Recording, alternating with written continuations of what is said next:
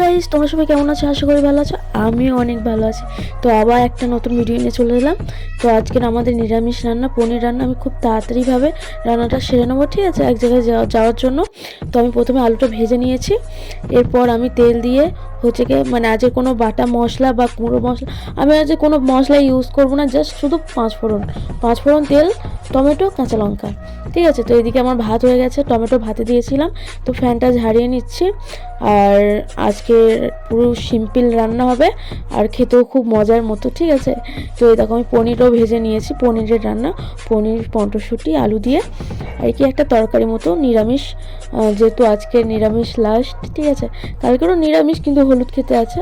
তো এই পাঁচফোড়ন আর কাঁচা লঙ্কা আর মটরশুঁটি, টমেটো দিয়ে আমি ভালো করে ভেজে কষিয়ে নেবো। মটরশুঁটি আবার কাঁচা গন্ধ, ভালো করে না ভাজলে কাঁচা গন্ধ বেরোবে না, ঠিক আছে। তো তারপর আলু দিয়ে দিলাম, দিয়ে এটা ভালো করে কষিয়ে নিয়ে একটু নুন, লঙ্কার গুঁড়ো আর একটু চিনি অ্যাড করেছি, মানে নিরামিষ তরকারি তো একটু মিষ্টি মিষ্টি হলে ভালো হয়।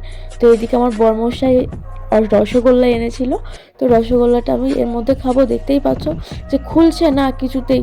তো ভালো করে আমি খুলে, এই দেখো, এবার আমি এটাকে গালে নেব, মানে গালে খাবো আর কি।